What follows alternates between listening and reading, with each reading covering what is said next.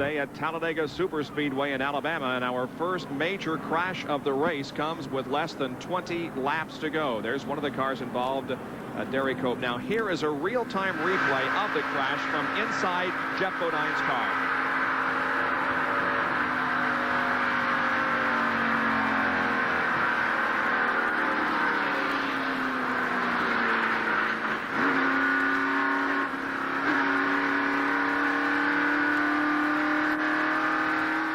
How in the world did he do that? Oh, I don't know. He couldn't say anything. Oh, look at the hard impact that Larry Pearson takes into the wall.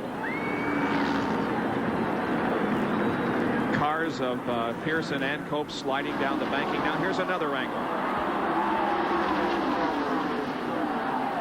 Hut Strickland ran over the front end of Richard Petty's car that you saw there on the right side of your screen. There is Larry Pearson's very badly damaged race car. Jerry Punch is with Hut Strickland.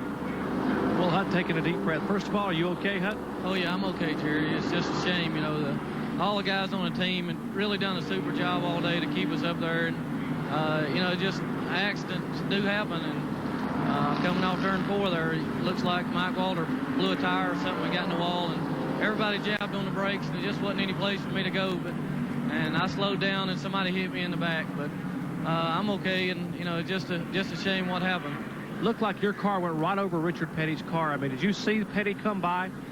No, I didn't, Jerry. You know, it's hard to tell who you hit or anything around 185 or 190, and, you know, it's just things happen so fast, you don't never know who you hit or anything.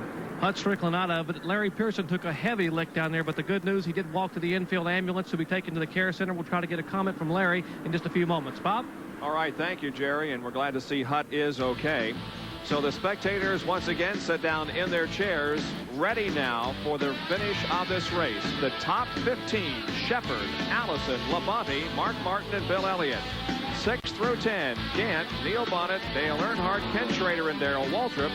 And then 11th is Sterling Marlin, 12th is Alan Kulwicki, then Bill Parsons, Rusty Wallace, and NASCAR from Talladega, Alabama, live here on ESPN on this Sunday afternoon.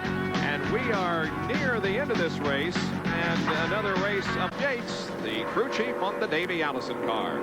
Well, Bob, Robert's been talking back and forth to Davey Allison, and you've taken your look at your tactics, and what's the story? Well, Morgan's so strong, and you know, if we can figure out some way, but he's been back here a good while and tried a few things, and we're not sure we can do it, but we haven't given up yet. What Davey had said, Jerry Punch, is that the leader, Morgan Shepherd, has a lot of leg, but one fellow that doesn't have a lot of leg right now, he's out of the races with you. Yeah, he's limping. He just came out of the infield care center. That's Larry Pearson. Larry, first of all, are you okay? Yeah, I'm fine, Jerry. Just knocked the breath out of me, and I hurt my right foot a little bit, but it'll be okay. What happened up there? Well, I don't know. To be honest with you, somebody said Mike Waltrip went up and hit the wall and came back down and got into me and turned me head on into the walls, but I really don't know. I can't say. Well, Ricky Pearson's okay, but that Chattanooga Buick is totally destroyed, wiped out. As his father, David, and brothers Ricky were looking at it. Tough break for the Pearson clan. Now, the guys that drove through all that debris on the racetrack, they should have some concern, I would think, at this point about how their tires are going to react when we go green again. Yeah, they have to be concerned, Bob, but when no one made a pit stop, the others couldn't afford to give up the track position, but they got to be, you know, a little bit cautious there, wondering if they did run over something. I tell you what, the crews are sitting down there in the pits right now with the tires on the wall, and the jack is ready, just in case there is a flat tire, because you're right.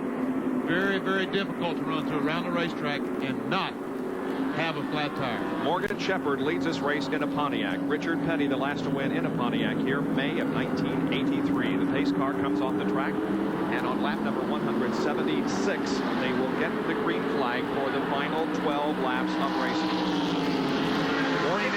Morgan Shepherd is going to lead him down with Davey Allison running second. Then comes Terry Labonte, Mark Martin, Bill Elliott, Harry Gant, Neil Bonnet, and others, including Earnhardt, Schrader, and Darrell Waltrip, the Lumina guys. And Bill Elliott in the thick of that battle as well.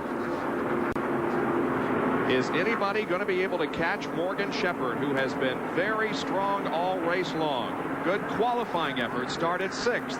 Has been right up there all afternoon long, but Davey Allison has also had a very strong car. Harry Gant trying to get by Bill Elliott, and those guys need to get in line.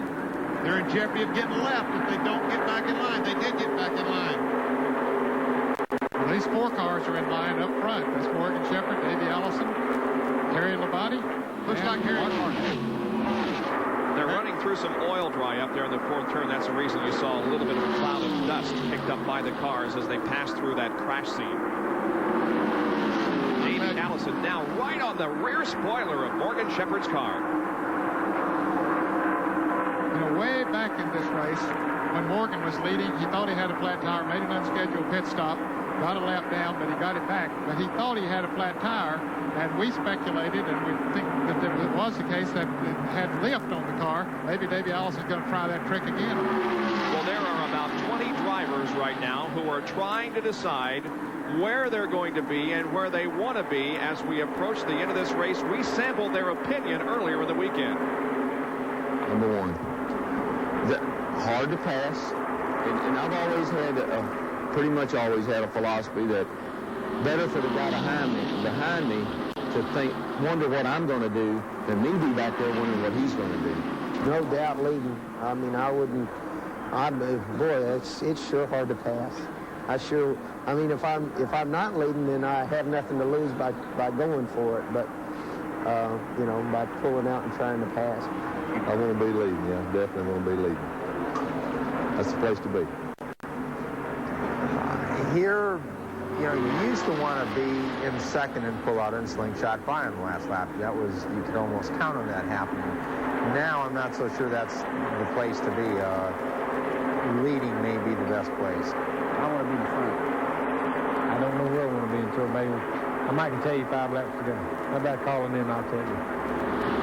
There are 9 laps to go, and right now it is Morgan Shepherd who is in the position that most drivers said they want to be, in front. But Davey Allison is knocking on the door, and look at the Lumina contention working the inside with Darrell Waltrip, Dale Earnhardt, and Ken Schrader. Darrell Waltrip is coming on strong down on the inside.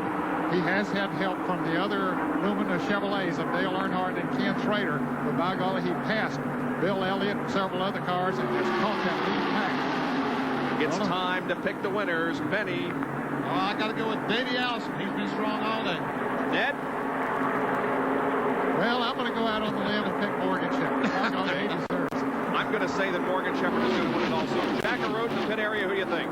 Well, I've been with Davey Allison all day, and I'm going to have to absolutely pick him as he goes for the front right now, so maybe we're going to pull it off. But how about you, Jerry Punch? I tell you, Davey looks awful strong, but I'm going to go with the sleeper, a car I think has been running better and better week after week, and that is Terry Labonte. Ginger Johnson has not won here since 1982 when he did it with Darrell Waltrip, and Labonte is my pick. I changed my mind. I believe I will too, Bob. Can you do that this late in the game? Now it's Davey Allison in a Ford, and Terry Labonte in a Ford, and Mark Martin in a Ford running up front. But look at this. Here's the Lumina gang, led by Darrell Waltrip and Dale Earnhardt as they battle side by side for 5th position. But as they battle side by side, Bob, they're losing ground to that front 4 cars. They're going to have to get in single file, or they're going to be left out to dry. Now, 2 points. First of all, a Ford has not won in 1989.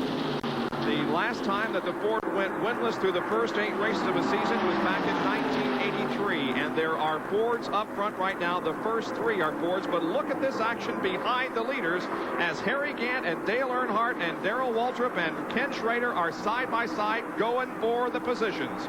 Now, what do these guys tell their sponsors on Monday morning? There's 11 of them within 1 second of winning the race. Do they call on Monday and say, hey, I was 1 second out of winning? Where'd you finish? 11th. The last lap turned at 193.065 miles an hour. Now, also, when you talk about first-time winners, which Talladega is famous for, Mark Martin, who is running 3rd at this point, is very much in contention for the win. And all this is going to be decided in the next 7 laps. But look at this side-by-side action. Now they're 4 abreast for the tri-oval. 4 of them cross the line at exactly the same time, and 3 of them are the new Luminas. And they made it. That's the amazing thing, and they made it. Oh, no. Bill Elliott and Earnhardt almost collided up there. Dale slid way high on the track and almost nailed Elliott.